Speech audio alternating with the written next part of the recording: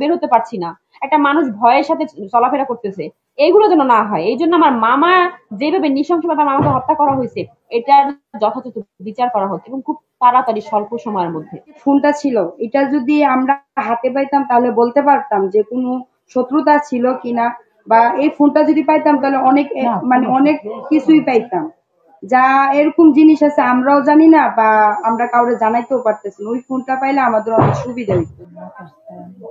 আর আমার যে ভাই বোন দুটো, ওদের তো বাবা মারা গেছে, ওরা এতিম, কিন্তু ওদের মাথার ছাদ, আমি চাচ্ছি যে ওদের ভবিষ্যতের জন্য একটু বিবেচনা করা হোক।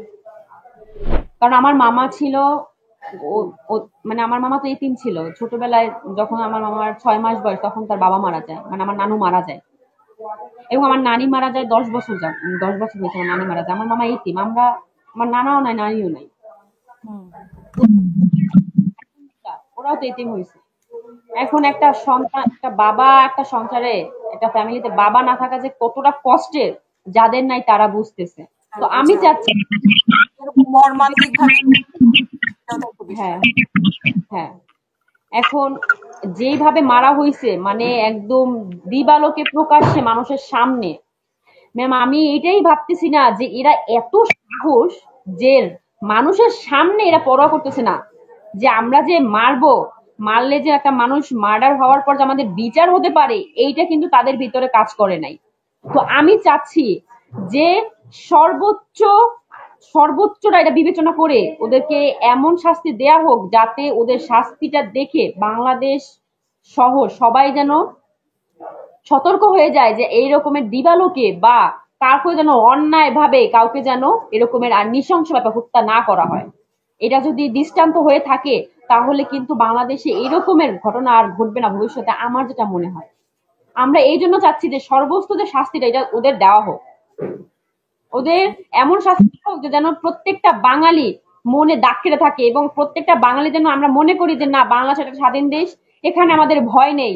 আমাদের এই যে দিনের পর দিন ধর্ষণ হচ্ছে, মার্ডার হচ্ছে, এটা কিন্তু আমাদের ভয় ঢুকে গেছে, যে আমরা রাস্তায় স্বাধীনভাবে বের হতে পারছি না, একটা মানুষ ভয়ের সাথে চলাফেরা করতেছে, এইগুলো যেন না হয়। এই জন্য আমার মামা যেভাবে নৃশংসভাবে আমার মামাকে হত্যা করা হয়েছে, এটার যথাযথ বিচার করা হোক এবং খুব তাড়াতাড়ি স্বল্প সময়ের মধ্যে।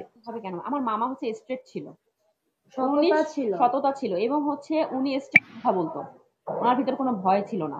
আর আপনি যদি সৎ পথে চলতো। আর হচ্ছে আমার মামা যত অসহায় মানুষ তার কাছে গেছে, কেউ খালি হাতে ফিরে নাই। আমার মামা বিয়ে দিতে পারে না, গরিব বাবা বিয়ে দিতে পারে না, তাকে অর্থ সহায়তা দিছে। তারপরে হসপিটালে অপারেশন করতে পারছে না, তাকে টাকা দিয়ে সহায়তা করছে। আমার মামা নিজের জন্য, নিজের সন্তানের জন্য কিছু করতে পারে নাই, কিছু করে নাই। মানুষের পিছনে পরিশ্রম করে, মানুষের পিছনে তো সে টাকা ব্যয় করে গেছে। মানে এমন ডাকা ম্যাম, এমন ডাকা, এমন ভারী গাড়িও করে নাই আমার ভাইয়ে। ছেলে মেয়ের ভবিষ্যতের জন্য কিছু ম্যাম করে নাই, কিন্তু মানুষের কাছে দাঁড়ায় গেছে আমার ভাই।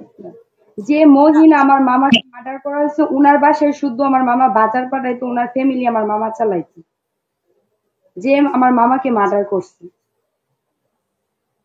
মানে যে